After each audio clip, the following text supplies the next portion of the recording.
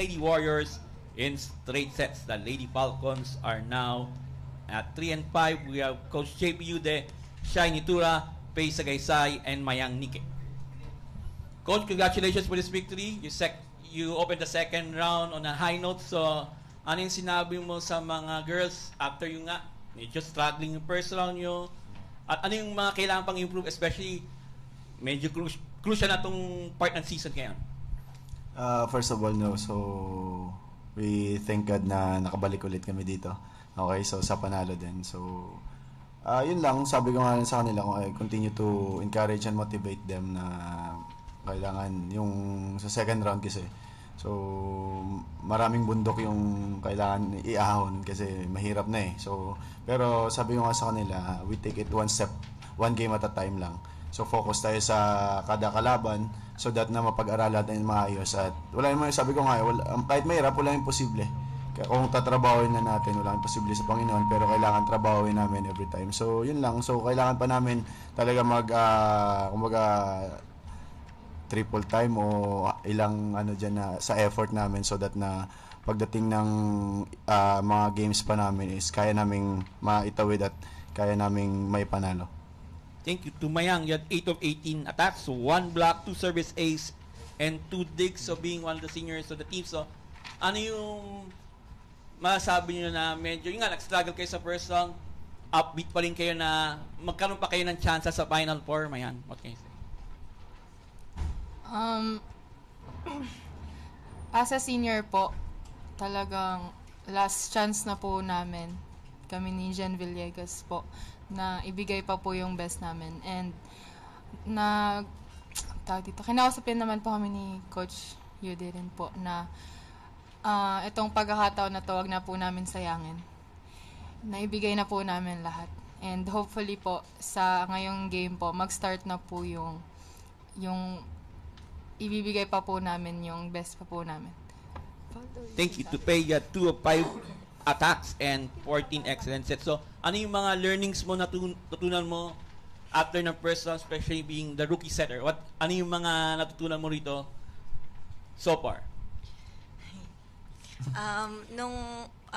Pagtungtong pa lang po namin ng collegiate level, syempre, na-overwhelmed po kasi iba po talaga yung standard ng college sa high school. So, nung first round naman po, marami po talaga akong natutunan, lalo na po sa decision making ko and kung paano ko dadalhin yung team ko. Hanggang ngayong second round po, ano pa po yung mga need naming i-adjust and yung mga kailangan pa po naming punan sa training para malabas po namin this second round po.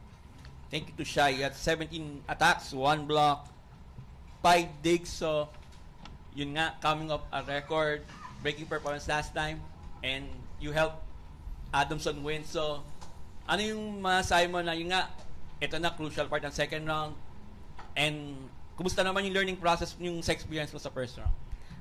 First of all po, thank you Lord kasi nakabalik po kami tas panalo pa po. And wala po nangyaring masama, yun po yung pinaka-tini-thank you at walang na-injury sa amin. Tungkol naman po sa first round is, we really learn a lot sa mga nangyari nung time na yon kasi grabe, ka-crucial nung mga games namin, nananalo kami ng sets pero hindi talaga binibigay sa amin yung panalo. So, from there, doon kami nag-learn, mas maging eager kami for second round na hindi lang dapat sets yung kinukuha namin. Dapat kung kayang kumuha ng panalo, kumuha ng panalo. Lalo na sobrang crucial na nga ng second round kasi doon na talaga doon na malalaman sino yung pasok for Final Four. So, ang gagawin lang talaga namin is push harder than we did nung first round. Then, let's see kung ano po yung kakalabasan nun. Thank you. Okay, the floor is open for questions.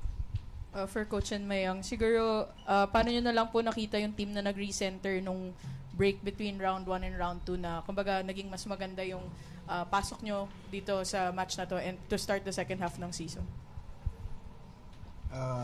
So yun nga na I also talk to them about sa mga nangyari and then on how we reflect doon sa first round. Yun nga sa mga questions ninyo on how nag-reflect din kami doon, so on how ano yung natutunan, ano yung mga kailangan i-adjust pagdating doon. So yun nga yung mga kailangan namin gawin, at least at the same time nanggagaling sa kanila yung mga sagot nila na kung ano pa yung gagawin nila pagdating ng second round. So yun nga, kailangan talaga namin na as a team, hindi lang na individually, kailangan as a team, yung teamwork, yung tulungan sa loob ng court, 'di ba? As one yung goal this second round, kasi kailangan talaga namin na maglaro kami ng buo, maglaro kami as one team, so that na yung hindi kami basta-basta ma-fall down.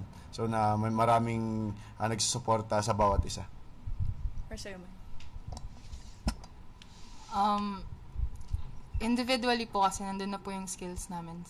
Sinabi rin po ng mga coaches namin. Ang kulang lang po talaga sa amin is yung kung paano namin i-handle yung emotions namin. Since magkakaiba rin kami ng like yung pag-handle ng emotions or like yung mindset din namin. Pero after nung first round, nag-usap kami ng mga coaches, and then kami din within players na nag-remind kami na dapat may isa kaming goal, which is to win every point, every set, every game. Tapos like tinatry talaga namin buuin yung chemistry namin. Since ang layo rin po ng gap. Mga first year po yung mga kasama namin, tas kami mga third year, fourth year na po. So, ayun. Hopefully po, magtuloy-tuloy na po itong magandang So, thank you, Lord. Faye, para sa'yo siguro ano na lang yung biggest lesson mo from round 1 na dinala mo ngayon, and yun nga, lumabas player of the game ka ngayon, and then very balanced yung scoring. Ano na lang yung dinala mo from that stretch for this time naman na, yun nga, sabi mo kanina na overwhelmed ka. Ngayon, medyo nakakasanay ka na. Siguro po yung one thing na nadala kong lesson this papasok na second round is magtiwala pa po sa isa't isa, sa mga teammates ko, and sa plano po ni Lord, kasi if nakasandal po kami sa plans ni Lord, magiging smooth po yung yung pangyayari. Shaina, yun, maraming talk about yung record, pero para sa'yo, how satisfying na makakuha naman ng panalo this time, kahit hindi ganun kataas yung numbers mo, yun, para mo na lang nagre-reflect dun sa individual performance na naging win? Since then naman po nagsimula tong UAAP, my goal was to win. Not anything, not achieving individual records or anything po. But I'm still grateful na nakukuha ko po yun at binibigay po ni Lord. It's a bonus, but balik pa rin po tayo sa goal na we want to win. We want to win games. Not set, not records, not anything else.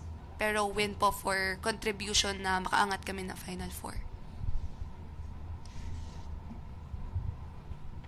Shaina, nasabi mo na you're not really aiming for records. So, moving forward, sa tingin mo ba na kung mas marami kang makakatulong, especially sa offensive load, mas magta-translate siya sa wins?